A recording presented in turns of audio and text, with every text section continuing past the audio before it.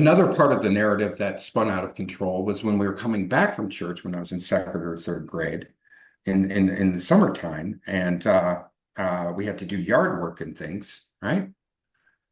And so I'm sitting there in the back seat with my sisters coming back from church. We're all dressed up, and I remember having this sharp piercing pain in my thumb, and I'm just like, what the hell was that? And I was like, ow, it really hurt out of nowhere. You look, nothing's there. I've kind of figured out what that is now and who orchestrated it. Anyways, parasites are very visually elusive organisms, helminths, which are parasitic worms.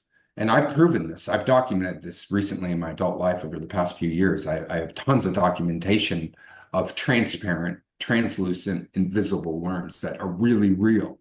But you can only identify them visually in water with the right magnification and right lighting, or visually. Or you can identify them tactilely, but not visually, by touch. Or you could put them in like hydrogen peroxide, and hydrogen peroxide eats away at their cellular bodies and makes them more visual, easy to identify visually. But anyways, I want to get into that later, how you can intentionally parasitize people. But that was a parasitic worm that was biting the tip of my thumb. Now I've been getting these bites in this strange biofilm all over my skin my entire life that doctors have denied, and acne and all these other problems that all have parasitic etiologies.